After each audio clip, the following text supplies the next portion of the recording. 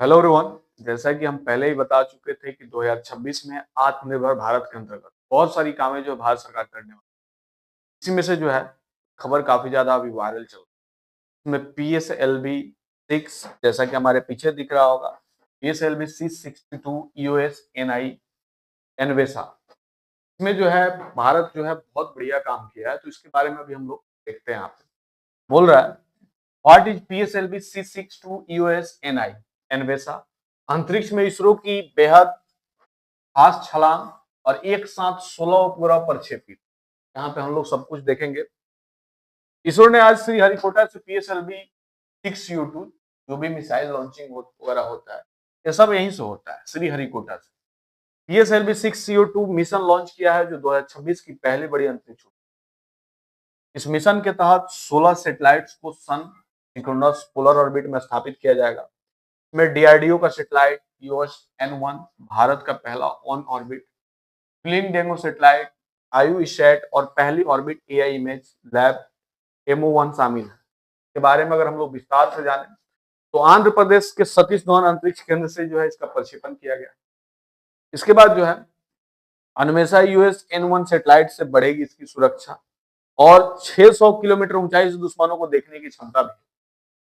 अन्वेषा सेना के लिए अत्याधुनिक गोपनीय हथियार जैसा DRDO ने किया था विकसित, ठीक है, वैसे अब भारत ने भी बहुत बढ़िया से विकसित कर लिया। जैसे ये दिख रहा होगा इसरो का PSLV 6U2 का फोटो, जो प्रक्षेपण का फोटो, ठीक है, यहाँ पे लिखा गया इंडिया।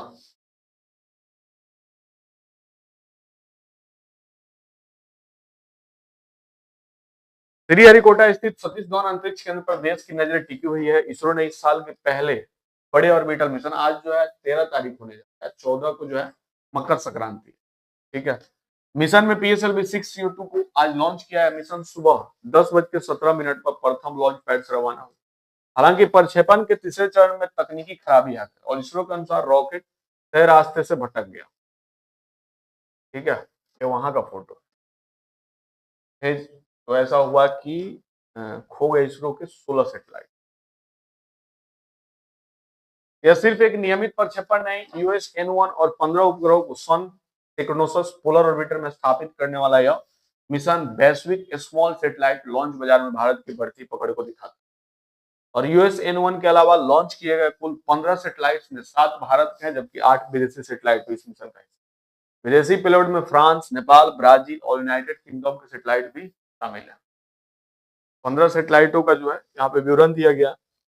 पहला जो है थियोस 2 जो कि एसिस्टे UK का है। उसके बाद ध्रुव स्पेस, जो भी अभी आपके अपकमिंग एग्जाम्स हैं उन सब में इससे रिलेटेड पूछा जा सकता है।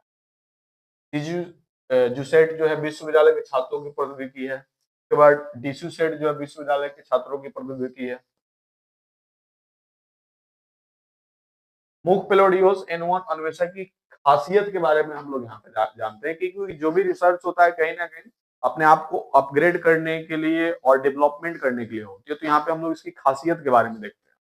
जैसा कि आपको बता रहा है, मिशन का प्रमुख उपग्रह USN1 जिसे अन्वेषा नाम दिया है, यह रक्षा अनुसंधान का विकास संगठन DRDO द्वारा विकसित एक उन्नत अर्थ ऑब्जेक्शन सैटेलाइट है।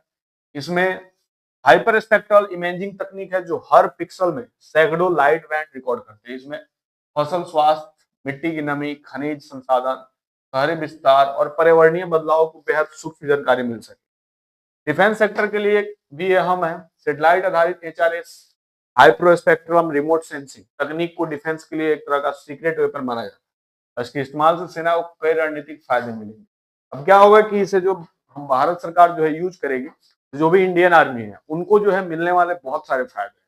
उनके मिलने वाले फायदों के बारे में बात करें, सबसे पहला है जंगल माइनिंग और पर्यावरण निगरानी। सैटेलाइट में जंगलों, खनन क्षेत्रों और ग्रीन हाउस गैसों के उत्सर्जन पर सटीक नजर रखी जा सकती है। सेना की मूवमेंट प्लानिंग, HRS के जरिए किसी इलाके की मिट्टी का प्रकार पहचाना जा सकता है। इससे यह भी पहले ही पता चल जाएगा कि टैंक या भारी सैन्य वाहन उस क्षेत्र से गुजर सकते हैं या नहीं गुजर सकते हैं। जैसे कि क्या होता है कि जब ये टैंक लेके जाते हैं, पता चलता है गड्ढा है, ठीक है, या ढलान वाली क्षेत्र है, वहां पे जाकर फंस जाती है। और इससे जो है पहले ही मालूम चल जाएगा उस क्षेत्र से जो हम लोग टैंक लेके जा सकते हैं या नहीं, जो भी मशीनरी गन्स वगैरह उसको लेके हम लोग कैरी कर सकते हैं नहीं। दुश्मन की छिपी हुई गतिविधि का खुलासा, घने जंगलों, झाड़ियों के पीछे छिपे जवान, नदी के पानी में छुपाए गए हथियारों की पहचान भी जो है अब संभव होगी। जैसे जम्मू कश्मीर की साइड देखें तो वहां पे क्या होता है कि वो जैसे अभी 10-12 ड्रोन देखे गए थे जम्मू कश्मीर के साइड, उसमें से एक ड्रोन को जो है पकड़ भी लिया गया, फायरिंग करने के बाद फिर से वापस भी चले गए। जंगल के 3D सिमुलेशन, HRS डाटा और इमेज के आधार पर युद्ध की स्थिति का सिमुलेशन तैयार किया जा सकता है, जिससे सही रूट, दुश्मन का परफॉर्मेंस और रणनीति समझने में मदद मिलेगी। सीमाओं पर निगरानी, बॉर्डर इलाकों में दुश्मन के हर मूवमेंट पर रियल टाइम नजर रखा जा सकता है, हर एक सेकंड का जो है वहां पर नजर रखा जा सकता है। ठीक है।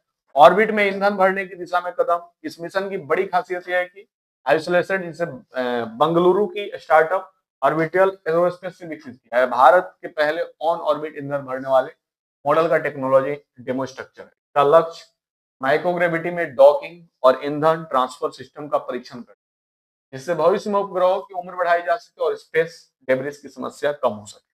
ठीक है।